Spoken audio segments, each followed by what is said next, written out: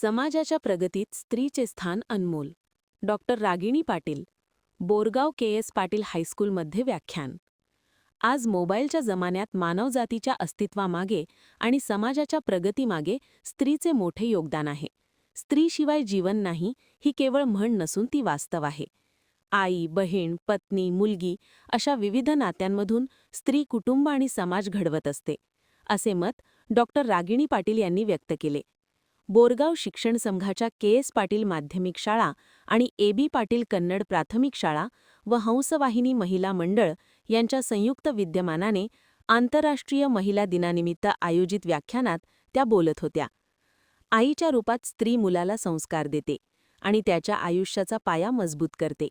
कुटुंबातील प्रत्येक सदस्याची काळजी घेऊन ती घराला उबदारपणा आणि एकता देते. त्यामुळे कुटुंब व्यवस्थेचा केंद्रबिंदू म्हणून स्त्रीकडे पाहिले जाते. स्त्रीला समान संधी आणि आदर दिल्यास समाज अधिक प्रगत आणि समृद्ध होईल. म्हणूनच स्त्रीशिवाय जीवन नाही ही भावना प्रत्येकाच्या मनात रुजवणे आवश्यक आहे, असेही शेवटी पाटील म्हणाले. अध्यक्षस्थानी महिला मंडळाचे अध्यक्ष सौ वंदना पाटील होत्या.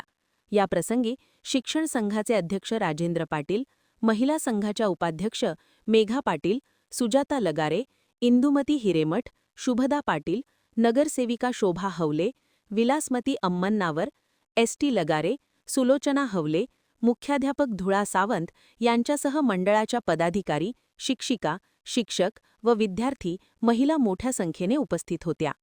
महान कार्य न्यूजसाठी अजित कांबळे, बोरगाव.